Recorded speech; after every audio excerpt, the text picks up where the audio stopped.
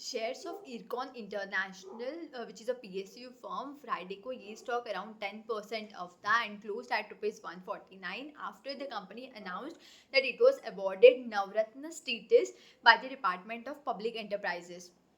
ये जो status company को अवार्ड किया गया है, ये 15th कंपनी है among the CPSC, that is central public sector enterprises. Even the department ने और एक कंपनी को ये स्टेटस अवार्ड किया है which is rights, making it 16th CPSC to receive this prestigious recognition.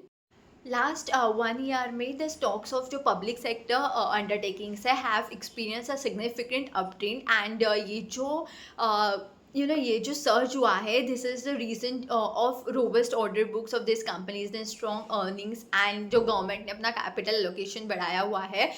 S&P BSE PSU index around 40.69% पिछले साल impressive run up दिया था विद 25 स्टॉक्स जिन्होंने रिटर्न ऑलमोस्ट 90% प्लस दिया था। इरकॉन इंटरनेशनल ये एक स्टैंड आउट परफॉर्मर रहा हुआ है। अराउंड कंपनी ने 236% रिटर्न दिया है। और जो राइट्स है जिसको और एक कंपनी है जिसको नवरत्न स्टेटस अवार्ड हुआ है, उसने अराउंड 44% पिछले साल रिटर्न दिया है। अर्लियर इन अप्रैल में RVNL को भी नवरत्न स्टेटस मिला था एंड ये जो कंपनीज होती है ये सिलेक्ट की जाती है उनके फिनेंशियल परफॉर्मेंस बेसिस पे, उनके ऑपरेशनल एफिशिएंसी पे और जो इंडियन इकोनॉमी में उनका स्ट्रैटेजिक इंपॉर्टेंस होता है, अकॉर्डिंगली ये कंपनी को नवरत्न स्टेटस दिया जाता है। These companies are given more freedom in making decisions related to investment, joint venture, merger and acquisition. Normally जो ये CPSC कंपनीज होती है, इनको प्रायर इंडियन गवर्नमेंट की अप्रूवल की ज़रूरत होती है to invest large sum of money in project.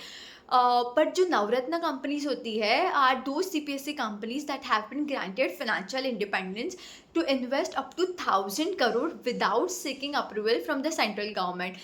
Even ये जो companies है वो 15% इन्वेस्ट कर सकती है of their net worth on single project, या फिर 30% ऑफ their नेटवर्थ वो इन्वेस्ट कर सकती है subject to cap of ₹1,000 crore। So this increase financial freedom Navratna companies को एक कम्पिटिटिव एज देता है when they are competing globally. Earlier in September, Ircon International executed the contract agreement with Sri Lanka Railways Ministry of Transport under the Indian line of credit, and इनकी जो total contract value थी it was around rupees 122 crores. Rights emerged as the lowest bidder in tender by Bangladesh Railways, and the order pertains for procurement of some broad gauge passenger carriage for Bangladesh Railways, और इसके contract की estimated value is more than ₹900 crore. I hope you found this video useful. Thank